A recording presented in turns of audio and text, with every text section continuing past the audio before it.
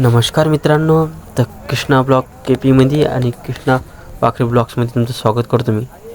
तर आज आलो होतो आम्ही शेगाव गजानन महाराज मंदिरात आनंदसागर. तर नमस्कार मित्रांनो, तर आता आम्ही निघालो घरून आनंदसागरला. तर आज चला म्हटलं संडे आहे, रविवार आहे, चला येऊ म्हटलं फिरून. तर आज आम्ही निघालो आता गजानन महाराजच्या रस्त्याने घरून निघालो होतो. तर खूप दिवसापासून मित्रांसोबत भेट नाही, ओळख नाही. तर आज म्हटलं चला ब्लॉग बनवू म्हटलं. मग काय आलो आम्ही आनंदसागरच्या रस्त्याने. पाहू शकता तुम्ही आनंदसागरचा रस्ता कशा प्रकारे आहे. तर खूप छान असा रस्ता वाटला आम्हाला.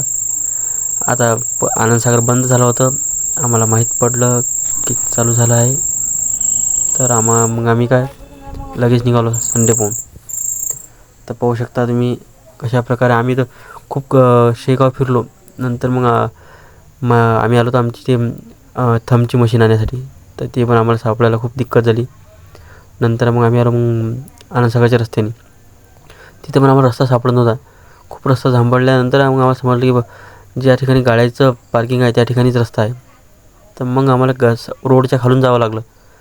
तर पाहू शकता कशा प्रकारे रोडच्या खालून असे नवीन प्रकारे बांधकाम केलं इथं.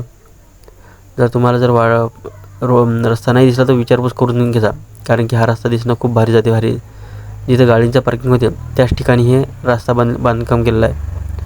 तर पाहू शकता तुम्ही कशा प्रकारे आम्ही आतमधून चाललो.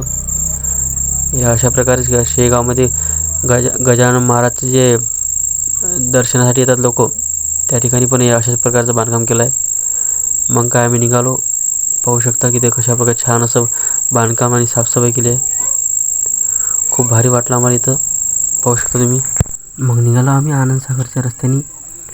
बांधकाम चालू होतं, खूप सारं स्टाईल बसवणं चालू होतं. पाहू शकता तुम्ही कशा प्रकारे छान असं सुंदर प्रकारे नक्षीकाम केलं आहे. खूप भारी वाटलं इथलं वातावरण. आणखी इथं बरंच बंद होतं कारण की तिथलं बांधकाम चालू होतं. खूप छान असं प्रकारचं वातावरण. खूप आनंद वाटला अशा ठिकाणी. एकदम मनसोक्त मन मोकळं वाटलं. जर तुम्हाला याचं असलं तर तुम्ही येऊ शकता. काहीच लांब नाही, शेगावमध्ये बाळापूर रोडवर आहे आनंदसागर. खूप छान अशा प्रकारचं हे देवस्थान. नंतर ध्यान मंदिर पण आहे तिथं, ते बंद होतं. नंतर मग आम्ही गेलो तिथं. तुम्ही नदी पण पाहू शकता. जो पूल होता ना हलणारा, तिथं आपल्या लहानपणी आपण खूप एन्जॉय करायचे, भ्यायचो. तर तो पूल बंद झाला कारण की तो पूल मोडला गेला. नंतर नवीन पूल बांधला गेला तिथं. पाहू शकता किती प्रकारे खूप मोठी अशा प्रमाणात पब्लिक होती इथं. खूपच भारी वाटलं खरं. खूप लहानपणापासून गेलो नव्हतो, पण आज गेलो तर खूप छान वाटलं आम्हाला. तुम्ही पण येऊन पाहिजा. सध्या परिस्थिती फ्रीमध्ये तिकीट आहे. पाहू शकता तुम्ही कशा प्रकारे बाकड्यात बसायला पण खूप छान अशा प्रकारे नदी पाहू शकता तुम्ही. हे इथं ध्यान मंदिर आहे. आणखी आम्ही फोटो पण काढले, बरेच खूप फोटो काढले अशा प्रकारे. पाहू शकता पब्लिक कशा प्रकारे होती इथं. हे इथं आलो आम्ही आणि इथं खूप बऱ्याच संत आणि देवांच्या मूर्त्या होत्या. पाहू शकता तुम्ही. इथं तर खूप छान वाटलं आम्हाला खरं. आता मी तर आमच्याकडे टाईम कमी होता, या कारण आम्ही इथं खरं का तुम्हाला एखादं दर्शन केलं असतं, पण दर्शन करायला टाईम नव्हता आपल्याकडे. तर पाहू शकता शॉर्टकटमध्ये. नंतर मग आम्ही बरंच फिरलो परत. झाडांचं वातावरण खूप छान होतं. पाहू शकता कशा प्रकारे पब्लिक होती. जास्त करून इथं लग्नाचे जोडपं आलेले होते. मी थोडंफार निरीक्षण केलं. तर शक्यतो फॅमिलीसोबत फिरायची वेगळीच मजा असते खरं. आता आमचा भाऊ ना मी आलो होतो, तर आम्हाला पण काही असं काही टेन्शन नव्हतं कोणत्या गोष्टीचं. आम्हाला पण खूप खुशी वाटली.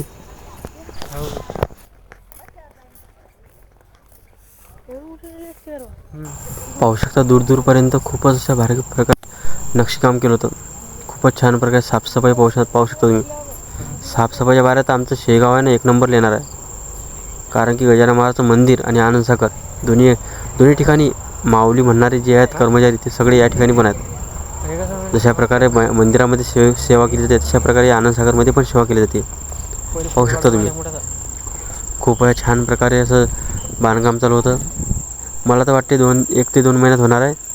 इथं आम्ही आलो होतो मंदिरात. आम्ही आतमध्ये तर गेलो नाही, दूरच पाहायला लागलो होतो. हे पाहू शकता आमच्या भावाच्या आधी मशीन आहे. 3000मध्ये मशीन पडली आम्हाला ते.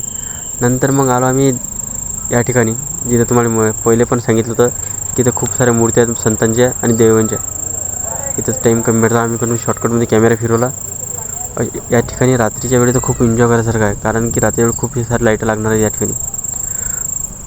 पाहू शकता गजानन महाराजांची खूप भव्य मूर्ती अशा प्रकारे इथं होती मधामध्ये श्री संत गजानन महाराजांची पाहू शकता. आणखी पाण्याचा पण सर्वत्र पाण्याचा प्रवाह कशा प्रकारे त्यांनी पायऱ्यावरून असं पाणी काढलं होतं. हे आम्ही ज्यावेळी पहिले लहानपणी आलो त्यावेळेचं पण असं होतं आणि आता पण तसंच आहे.